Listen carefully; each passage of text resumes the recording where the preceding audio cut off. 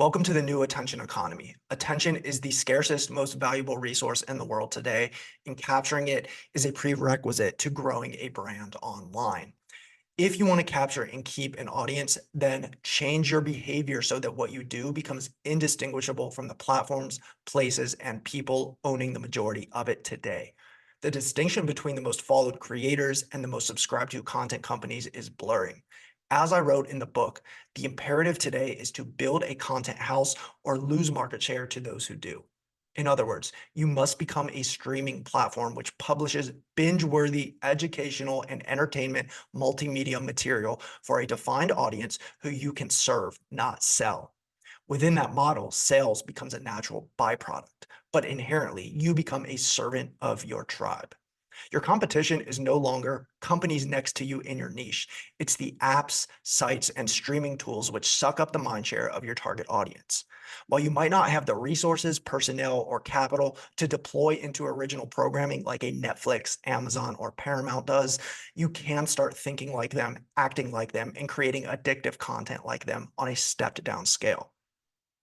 This mentality is defining the new era of online business, the tail end of a Web 2 world, which was largely defined by content explosion and channel proliferation, instantaneous data generation and information discovery, and vast interconnectedness of nearly all people at all times. Anything or anyone is only a tap away. What does that mean for you? For one, it means you need a searchable content library. The job of modern marketers is to build a rich database of discoverable content on topics your target audience is after. You can execute on this task across an array of channels, including a centralized content hub on your website, a podcast, videos on YouTube, posts on Instagram, blog posts or third-party content available on Google, and any other searchable database where content is crawled, categorized, indexed, and served up to searchers and subscribers. This is where you get into the strategy and tactics, requiring an audit and evaluation of the themes that you want to own to effectively convey your position and authority within your small sliver of the market. So I want you to go ahead and define your editorial mission statement now. I will be the leading authority on topic X for audience Y struggling with problem Z. Then unveil those core topics which you must cover to be that go-to resource. In your coverage, go deeper, not necessarily wider. Find a handful of terms, search phrases, and keywords that you want the market to know you for and get to work on owning them via your chosen platforms. 2 to 3 works best for most businesses, maybe 4 at the most. This might be a video series at the core, so YouTube, an Instagram page for snippets, an email newsletter to deliver insights, and a third-party publishing space like Medium to drive action inward toward your hub. Let's talk about making money online. We'll introduce this topic here, but revisit it several times throughout the program. It really starts with this core principle: do less, better. I learned this lesson the hard way.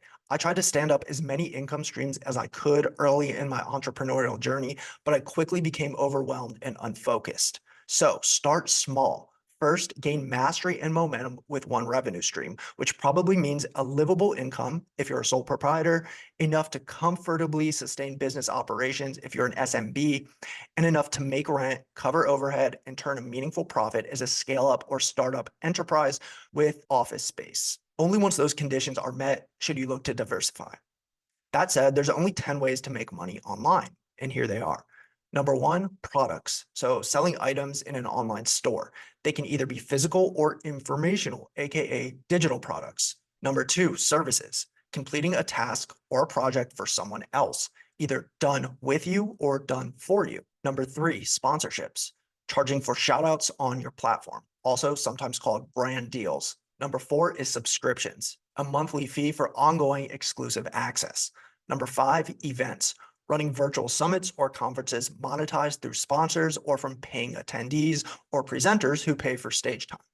Number 6, donations, gifts of gratitude from an audience who appreciates what you do, marginal income at best. Number 7, premium content, access to special standalone products, either one time or ideally on a recurring monthly payment. Number 8, cross sales, adding complementary or recommended items during purchase. Number 9, upsells, offering a value add yield increase prior to checkout. And number 10, a continuity, getting the same customer to pay you again and again via repeat transactions on a membership plan. As I discuss in the book, most people assume there's only one way that marketing can affect business value, which is by driving top of funnel leads. But marketing can actually affect enterprise value in 4 ways: new business, driving leads; yield increase, lifetime value in ATV or average transaction value; retention, churn reduction through serving active customers and stopping lapsing segments from defecting; and platform monetization, making money off content itself via sponsors, ad revenue, or premium subscriptions. Content is the through line that connects all of them, that connects company to customer, and that enables a virtual customer experience to be had across platforms at any time. Start thinking about how you can use content to support each of these crucial functions: new business, retention, churn reduction, and platform monetization. New marketing is all about skewing the value equation in your audience's favor by scaling dissemination of free content assets and enabling democratized access to the value you provide. We're undergoing a profound shift where companies are moving from persuading people to act to supplying surpluses of binge-worthy content and serving them to the point they convince themselves to convert. The ones accelerating the sale quicker are actually the ones making the most good content. Those creators are moving from product pushing and pitching to delivering emotional or functional value for free, higher in the funnel than the next guy. Over time, their audience feels obligated to return the energy and move to the next step, to invest. This is where people begin proactively asking how they can get more. And that is where smart creators can share, invite, and enroll select clients into their business. This is the premise upon which the content continuum is built. This is why free content is the most valuable product you can have. So use content as a vehicle to capitalize on the law of reciprocity, understand the psychology of no strings attached giving, and that the greater you can grow the reach of your content assets, the quicker you will grow your pipeline with better leads who know, like, and trust you. With trust at a premium, this will soon be the only sustainable way to scale brand on a meaningful level, serving an audience with great content.